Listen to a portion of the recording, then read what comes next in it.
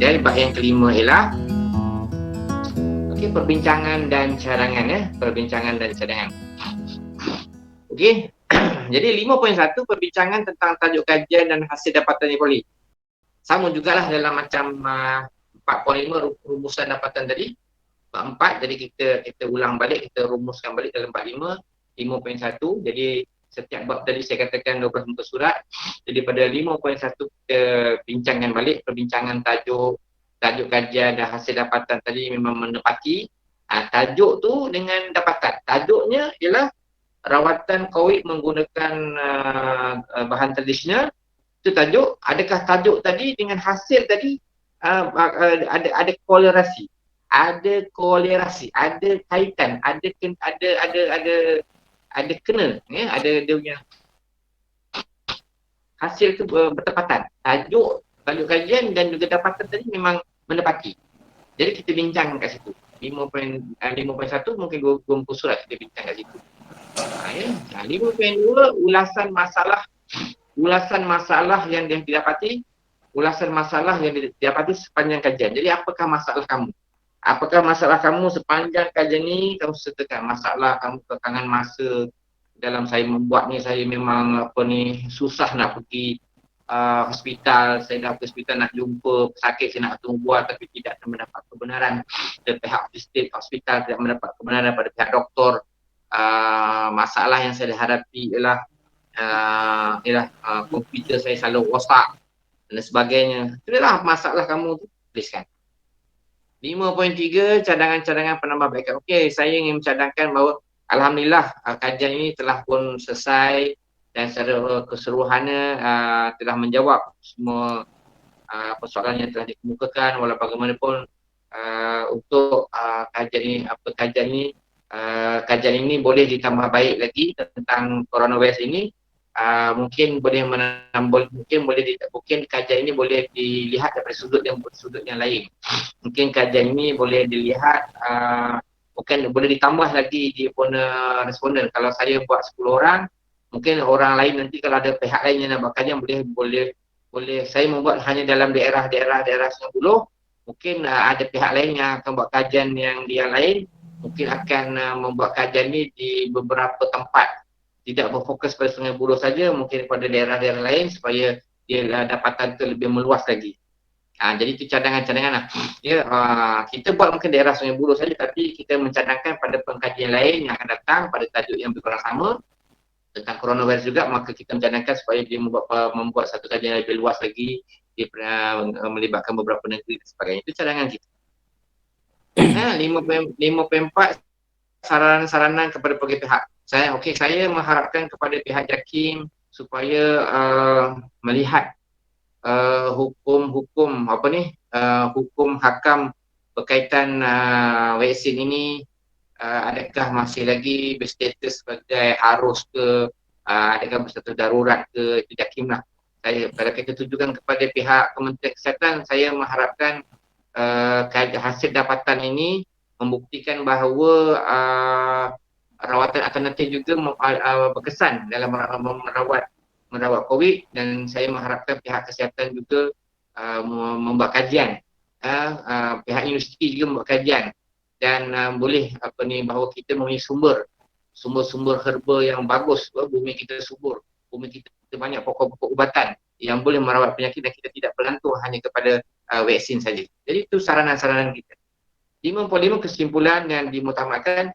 Jadi kita buat kesimpulan lah keseluruhan, keseluruhan daripada bab 1, bab 2, bab 3, bab 4, bab 5, kita buat kesimpulan keseluruhan daripada bab 1, bab 2, bab 3, bab 4, bab 5, bahawa kajian ini telah menjawab bahawa memang rawatan tradisional boleh merawat COVID-19. Kita buat rumusan tu, kita kaitkan dengan tajuk yang kita buat tadi. Memang secara rumusannya kita mengatakan bahawa rawatan tradisional juga berkesan dalam merawat COVID-19. Bla bla titik. Tamatlah kita punya kajian bab 1, bab 2, bab 3, bab 4, bab 5, dan kita boleh tulis cantik-cantik. Kita tengok contoh-contoh tesis yang ada di universiti, bagaimana dia nak bindingkan, kita buatlah contoh. macam ada dia punya kulit kulit hijau tu macam mana nak buat, tulisan dia, tajuk dia, tahun dia, dan dia punya kat kulit tebal tu dia punya CCT tepi tu macam mana kita nak tulis. Kita tengok contoh-contoh tesis-tesis di universiti, kita pergi perpustakaan, kita tengok di Google dan sebagainya supaya kita boleh compilekan, kita boleh bindingkan dengan kemas. Ya, begitu. Okey, setakat ni selesailah saya punya penerangan tentang bagaimana nak buat tesis yang berkualiti menggunakan ala-ala KPTI lah. Saya rasa tuan-tuan mampu buat, tak ada masalah pun. Kalau ulama-ulama, semua ulama dalam dunia ni telah membuat beratus-ratus buku. Imam Syafi'i membuat beratus-ratus buku, Imam Ghazali, Imam Maliki. Ya, semua ulama menghasilkan kitab. Ulama-ulama pondok pun menghasilkan berbagai kitab. Beratus-ratus kitab. Takkan kita nak buat satu kitab, satu buku tesis ni pun tak mampu. Jadi bila kita buat satu buku, kita belajar menulis, insya-Allah apa yang kita tulis itu akan menjadi satu kata hasil kesarjanaan kita, dan bila berceramah kita mati orang lupa dah.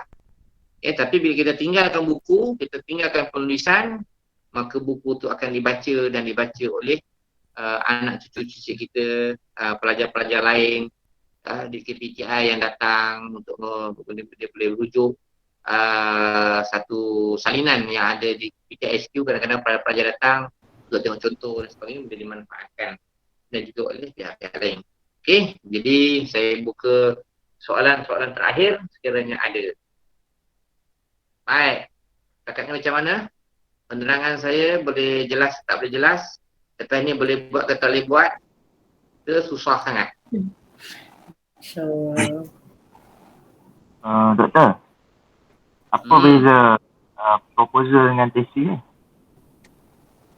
Proposal ni ya diploma lah.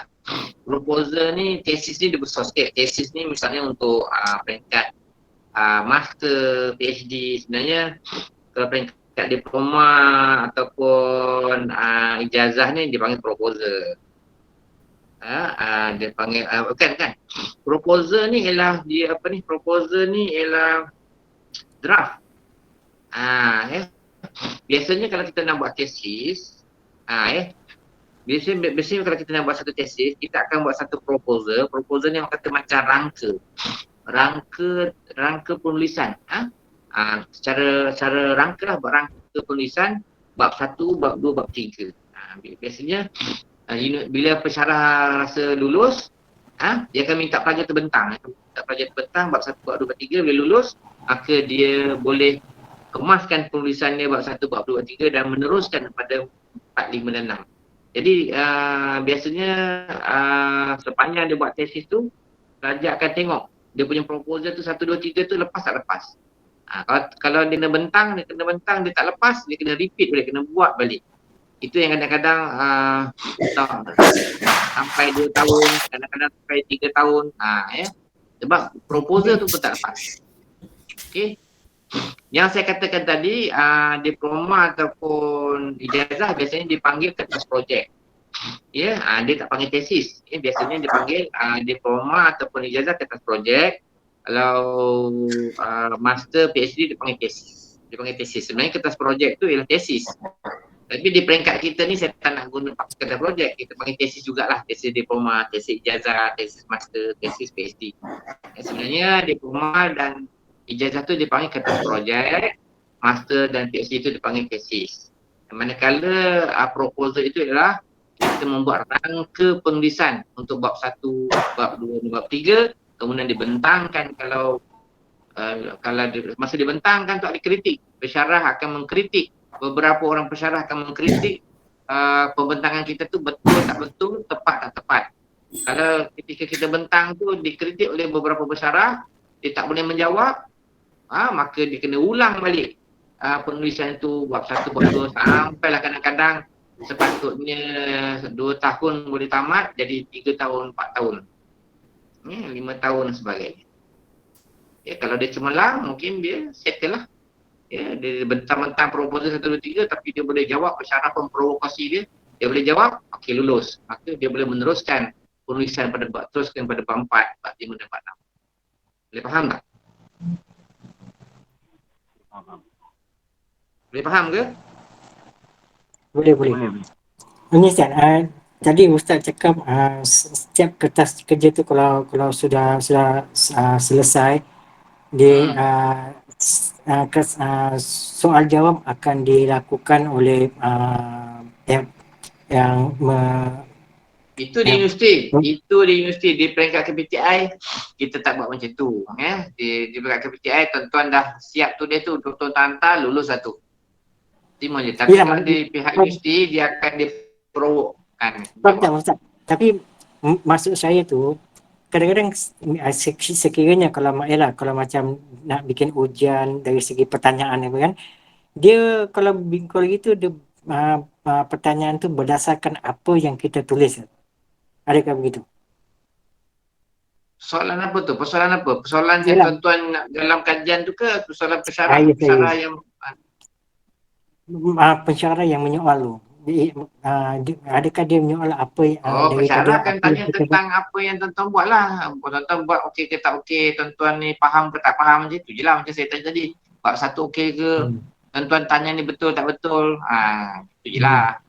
Dia akan berdasarkan kepada apa yang saya tulis tu, yang saya tulis tadi tu, panduan tu, dia akan tanyalah balik. Okey, yang ini kajian dalam negeri ni ada buat tak?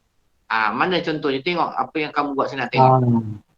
Contoh itu bimbingan pesara lah. Bimbingan tu yang kadang-kadang makan masa. Ya. Kalau pelajar istilahnya kadang-kadang ulang balik dekat KPTI ni, tuan-tuan tulis pun dah bagus lah. Okey. Terima kasih. Ya, apa nak tanya lagi? Ada soalan? Doktor, Assalamualaikum. Salam. Kalau nak buat kajian tu, kena interview patient kan, pesakit. So, perlu ni buat surat kepada pengarah ke? Atau Kena sama ada ulang lah. Tuan-tuan nak buat surat kebenaran ataupun tuan-tuan cuma minta izin secara lisan. Itu kalau tajuk COVID lah. Kalau tuan-tuan buat tajuk lain.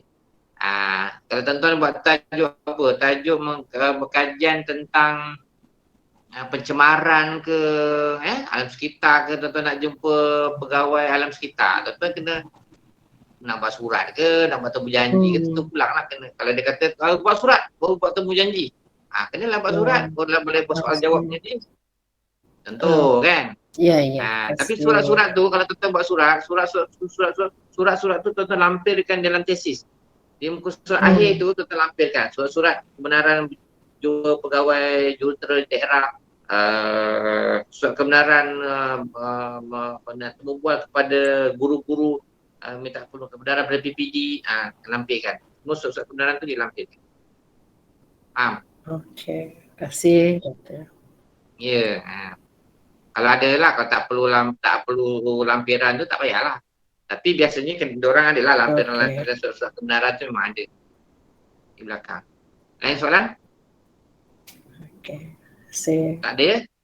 Baik, kalau dah tak ada, saya mengharapkan tuan-tuan tuan-tuan mampu untuk membuat penulisan.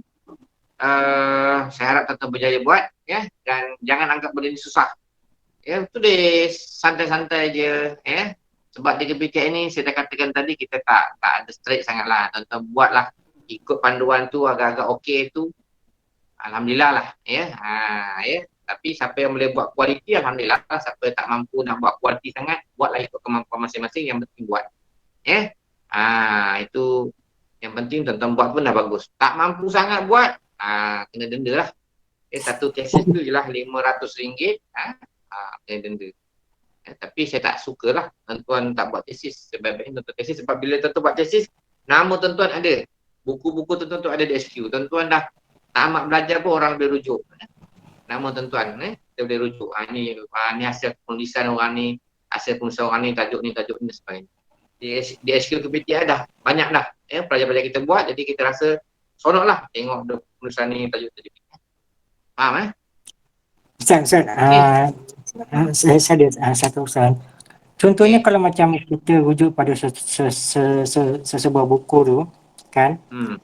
kita mesti taruh siapa penulis dia dan sebagainya lah kan. Ya, Cuma betul.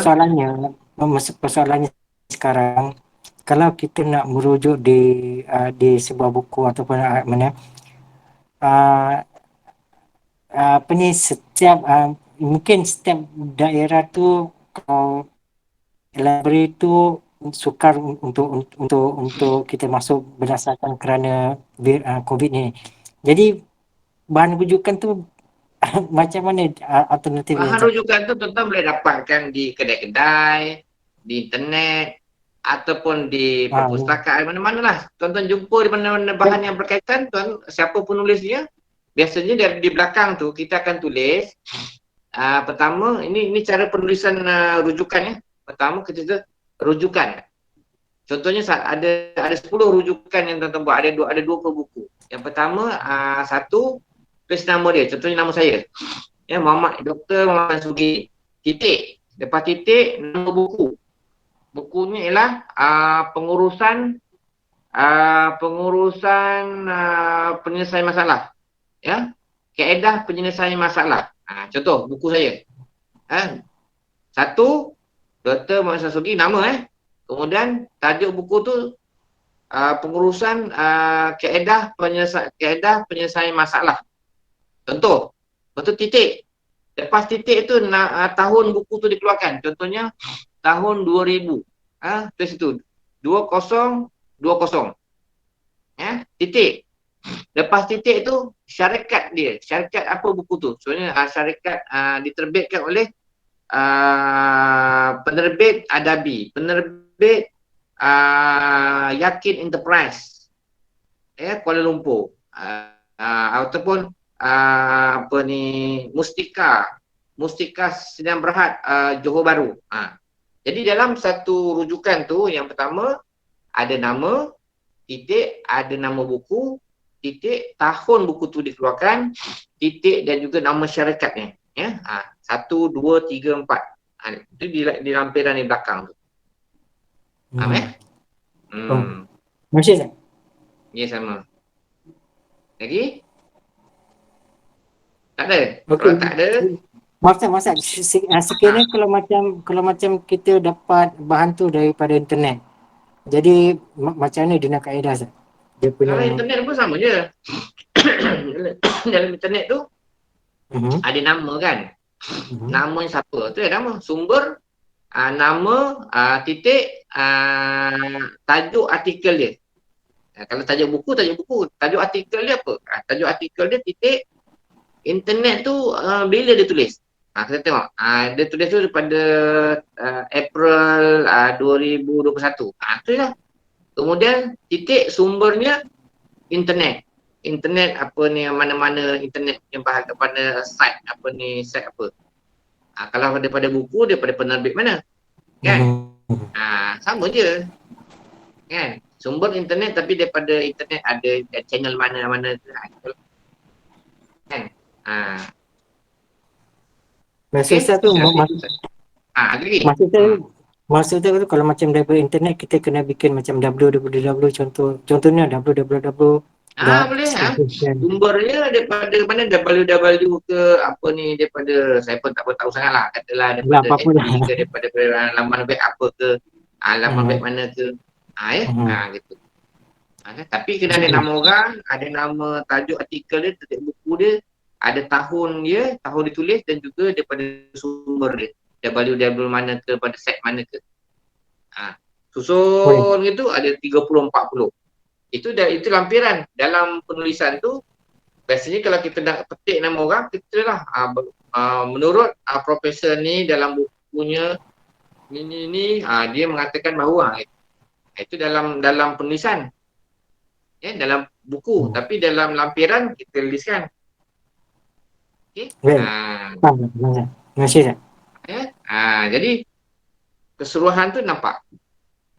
Okey, ada lagi? Kalau tak ada saya nak tutup. Tak ada. Saya rasa cukup lah setakat tu dulu. Hari pun dah lewat. Jadi saya rasa saya berterima kasih lah kepada tuan-tuan kerana sudi hadir pada kelas pada malam ini. Sekiranya ada InsyaAllah. sebarang pertanyaan selepas ini, bolehlah secara personal. Boleh secara personal, WhatsApp saya ataupun boleh call saya. InsyaAllah pada bila-bila masa saya akan bantu. Okey. InsyaAllah. Jadi itu saja. Sekian, terima kasih. Assalamualaikum warahmatullahi taala wabarakatuh.